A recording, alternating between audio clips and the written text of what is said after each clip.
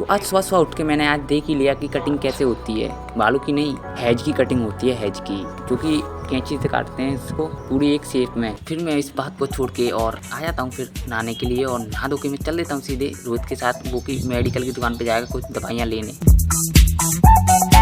ये एयरपोर्ट का काम कभी खत्म होगा कि नहीं।